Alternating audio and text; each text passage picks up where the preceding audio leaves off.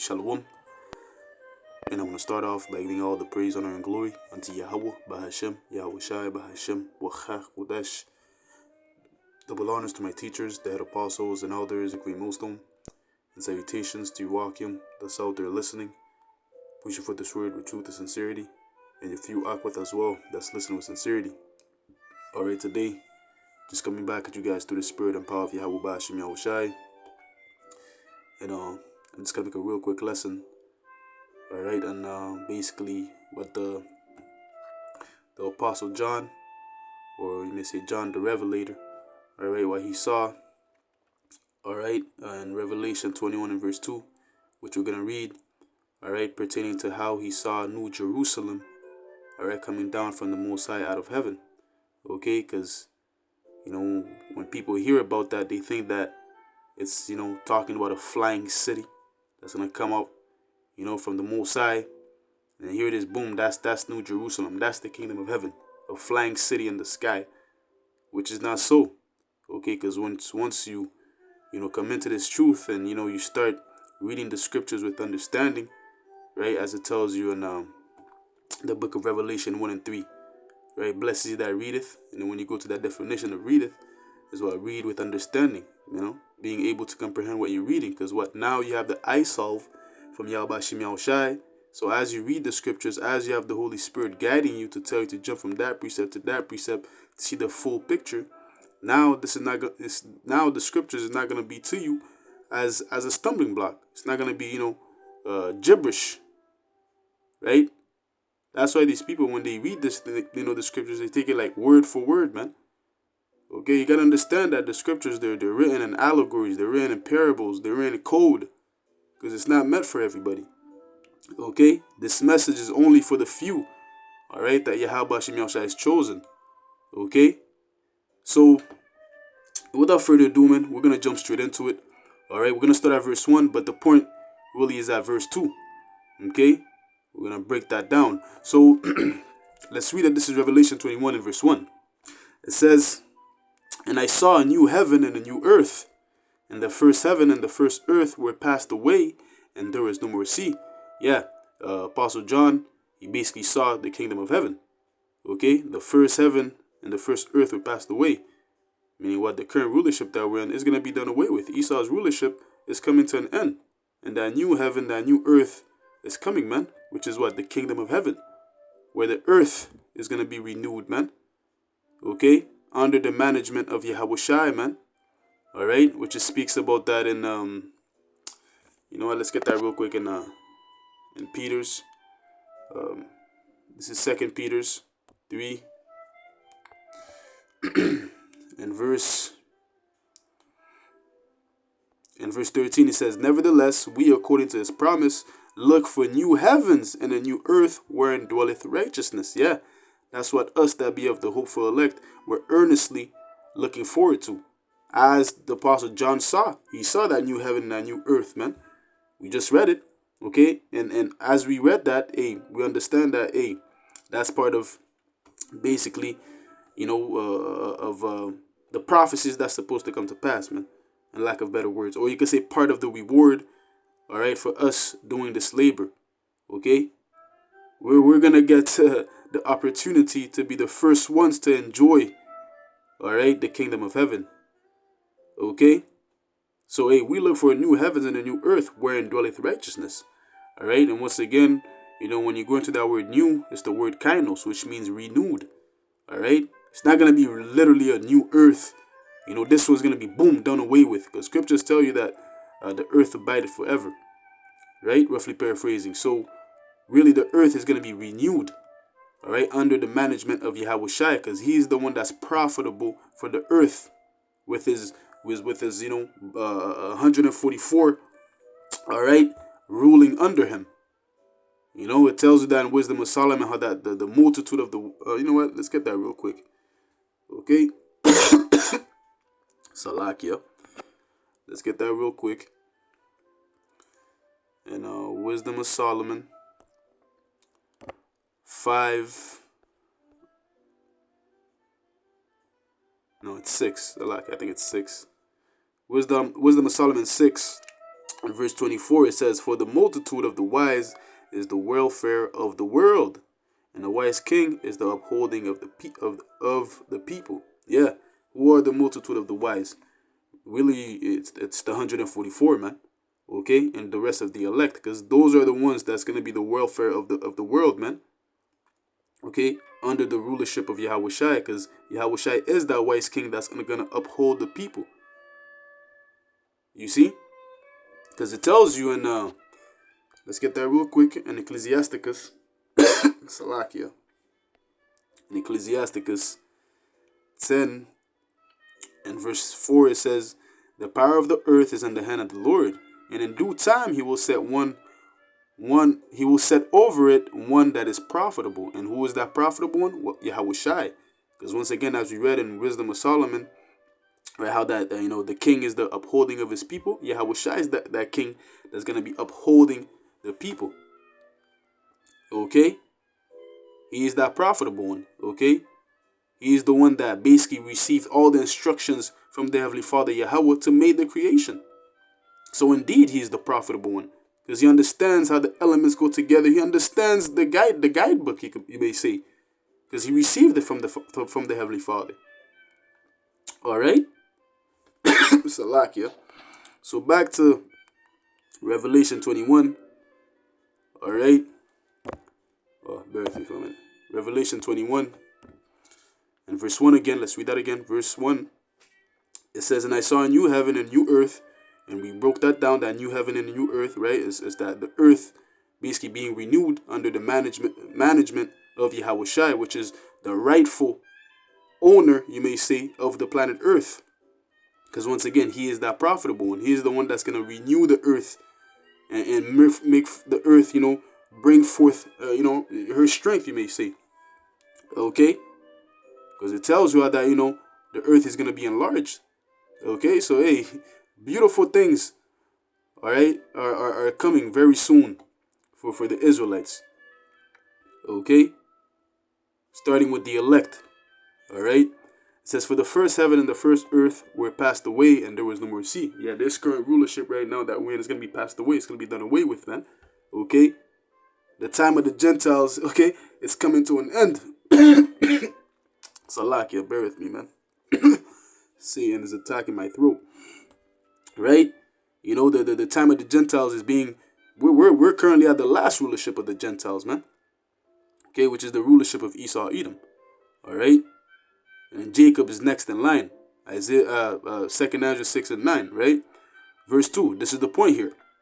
It says, "And I, John, saw the holy city, New Jerusalem, coming down from Yahweh out of heaven, prepared as a bride adorned for her husband." Okay, so what's that New Jerusalem that Apostle John, or John the Revelator, what did he see? What is that New Jerusalem? Is it literally a city? Is it a city that came out the sky that was floating, like people think, especially these Christians? Okay, right? Is it a floating city? No. That New Jerusalem, okay, once again, is the body of believers. All right? That's what it is, man. That's that New Jerusalem. Because what did Yahushua tell those Pharisees that basically asked them, let's get it real quick. Okay, I don't want to butcher it. I think it's in Luke. Bear with me for a minute. Okay?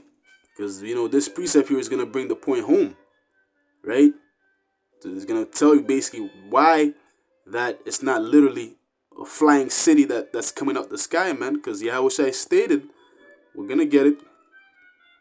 Okay? This is Luke 17. Bear with me for a minute.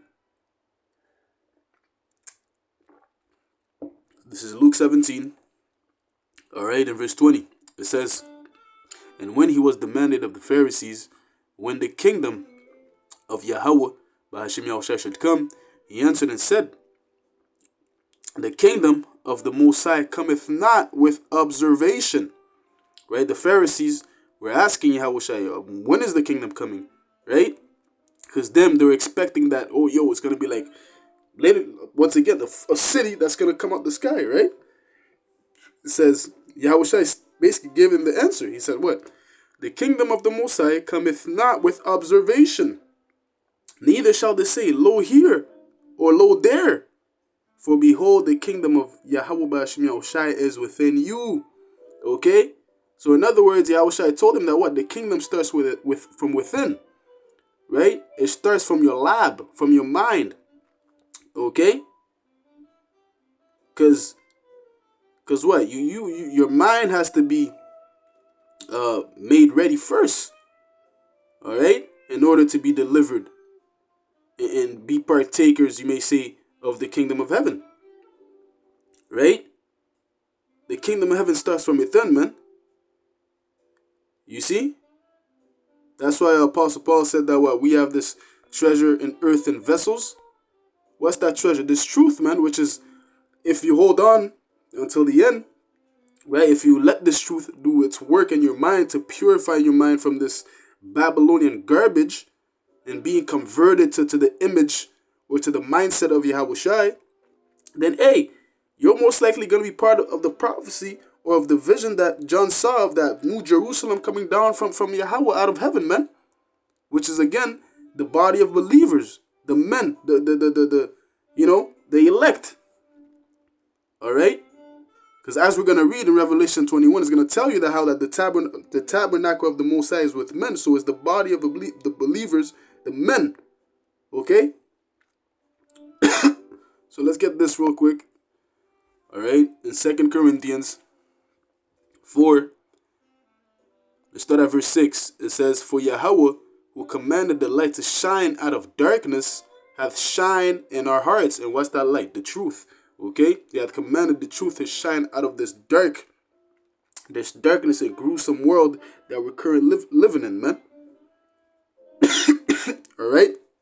Because it tells you all that, I think it's in Psalms 37 and 35, right? How that the wicked has spread himself as a green bay tree, basically casting his shadow over the whole world, engulfing the world with darkness.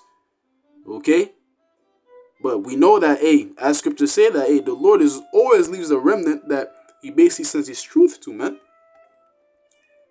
Okay? He always has, it tells you in Romans, reserve unto me 7,000 men which are not bowed the knee to the image of Baal. Right? The rest of these people, they're under darkness, but what? Isaiah 60, it tells you how that the light, alright, has shined upon us, man. Okay? Let's get that real quick. This is Isaiah 60. Let's start at verse 1. It said, Arise, shine, for the light is come, and the glory of the Lord is risen upon thee. Yeah. Okay, the light is indeed come, man. This truth, alright, is springing forth, man. Right? The truth is out, which had been so long without fruit shall be declared. We're in those times, man. The truth is being declared. The light is being shined. Okay? For behold, the darkness shall cover the earth, and gross darkness the people, but the Lord shall arise upon thee, and his glory shall be seen upon thee. Okay? And the Lord's glory is currently being seen upon his men. Okay, by this outside of this world, you may say knowledge. Okay, with this heavenly knowledge, all right, people are seeing that these men, all right, they're moving different from the course of this world, man. That's how they're seeing the glory of the Lord, and that's only gonna intensify as we get closer and closer into the coming, all right, of the Messiah, which is Yahushai, man. Okay, but once again, it shows you that what it starts with the truth. It starts with you understanding the scriptures and understanding your heritage and understanding who you are. See, it starts with the truth, man. That's why Yahushua said, the kingdom starts from within, man. It starts from knowing that, you have an inheritance. You have a promise that was made to your forefathers that, that basically, trickles down to you because you come out from the loins of your forefathers. How that, you have a Savior that has shed his blood on the cross for you. Alright? That's how the kingdom starts, man. And with you understanding that, you're going to start to, this is it, bro. So I got to fight for what's mine, man. I got to get my mind right. Okay? Get invested in the scriptures. And just be, be purified and sanctified by the word, man. Okay? Being purged once again, from the Babylonian garbage, from the American garbage, all right, from Esau's garbage, from Esau's sorceries, witchcrafts that he has polluted the minds of our people, man. We have to come out of that, man. Scriptures tell you how that we're not going to stay anymore upon him that smote us. But what? We're going to stay upon the Lord. You see, that's us coming out of that darkness, man, and letting the Lord basically, illuminate us with this word. Okay? So back to 2 Corinthians 4.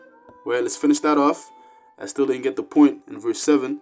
Right, let's read verse 6 again. It says, 2 Corinthians 4 and verse 6, it says, For Yahweh by Hashem Yahushai, who hath commanded the light to shine out of darkness, hath shined in our hearts. Yeah, he has shined his truth in our hearts, our mind. Okay? Because once again, that's where it starts, from within, right? As we read in Luke 17. To give the light of the knowledge of the glory of Yahweh in the face of Yahushua Mashiach. But we have this truth in earthen vessels. Yeah. What are those earthen vessels? This flesh, this current flesh that we're inhabiting, man. Okay, as it tells you in Jude 1. The angels which left their first estate, okay, to be bound with these chains of darkness, which is this flesh. And what's that treasure that we have in those earthen vessels? It's this truth, okay? It's this truth that's going to lead us to the kingdom of heaven, man. As Yahushua said, the kingdom of heaven starts from within. So when John saw New Jerusalem coming down from heaven, he saw the body of believers. That's what he saw, man. Okay, those that stood firm and invested in the truth and got their mind right. They were kingdom minded. Okay, not niggas. All right, they got their mind right. They actually utilize that treasure that they have in those earthen vessels. And then, hey, that's the fruit. That's the reward that they got, man. Okay, getting those new bodies and coming back down, man. And hey, you know what I'm saying? Establishing the rulership of Yahushua, man. You see what I'm saying? It says that the excellency of the power may be of Yahweh and not of us. Yeah. Yeah, man. Because we didn't get this truth of our own. Okay? Really, it's a gift. As it tells you in Ephesians 8. Right? How grace is a gift, roughly paraphrasing. Yeah, man, this is not of us. So there's, we have nothing to boast of, really. The only thing we should boast of is that the fact that we know the Lord. As it tells you in Jeremiah 9 and verse 20 and down, I think. 24. Around there. Okay? It's the excellency of the power of Yahweh Shem Yahushua. It's not of us, man. Okay? So back to Revelation 21. In verse 2 again, it says, And I, John, saw the holy city, New Jerusalem, once again, which is the body of believers, right? Coming down from Yahweh out of heaven, prepared as a bride adorned for her husband. Yeah, okay, as a bride, because what? Jerusalem, which is a people before it's a place, because the scriptures tell you how that, the Most High then basically make, the land for the people. I forgot how it goes. Man, I don't want to butcher the precept. How does it go again? Damn, I'm having a brain fog. But in so many words, it says that basically, the land was made for us. You know what? I don't want to butcher it, man. Lord willing, after this, I'll look it up. But yeah, Jerusalem, it's a people before it's a place. You know what? Let's get this in Jeremiah 6 and verse 2. It reads, I have likened the daughter of Zion to a comely and delicate woman. Yeah, that's why it says John, Apostle John, he saw that what? The New Jerusalem coming out of heaven, prepared as a bride for her husband. And who's that husband? Yahushua. Okay, because once again, Jerusalem, or you may say Zion, is compared as a comely and delicate woman. Okay, once again, Jerusalem or Zion, which is Zion means monument, right? It's a, it's a people before it's a place. Okay? So yeah, that New Jerusalem is the body of believers. Okay? The New Jerusalem is the elect. All right? Which are, got delivered from the destruction that's coming, very soon, man. You see? You know what? Let's get this as well in 1 Corinthians 15. Okay? Because it says that we're going to be changed, man. Furthermore, in Jeremiah 16, it tells y'all that, the fishers are going to be turned into hunters. Because we're going to receive those new bodies, man. And afterwards, going to come down once again to establish Yahweh's rulership. That's it. That's that New Jerusalem, man. Okay, it's us coming back down in our new bodies. All right? And basically establishing the rulership of Yahweh, man. Okay, in other words, getting those that's still rebelling, those that still, they're not down. All right, with the rulership. Okay. So this is 1 Corinthians 15 and verse 51. It says, "Behold, I show you a mystery. We shall not all sleep, but we shall all be changed. In a moment, in the twinkling of an eye, at the last trumpet, for the trumpet shall sound, and the dead shall be raised incorruptible, and we shall all be changed." Yeah, that's the mystery, man. We're not all gonna sleep, but we're gonna be changed, man. In the moment, the twinkling of an eye, the last trumpet. What's that last trumpet? It's the missiles in ground zero, in Babylon the Great, and the other places which the Lord has set to be, to be hit with those missiles. Which two, Salakia, two places that we know that has to be hit with nuclear missiles is Babylon the Great, which is aka America, and also Israel. Okay? Those two places they have to be hit with those nuclear missiles, man. So at that last trumpet, when it's gonna sound, the dead shall be raised incorruptible, because we know it tells you, I think it's 1 Thessalonians, how that the dead is basically gonna rise up first. Okay? And be changed. Then afterwards, hey, we're gonna be beamed up.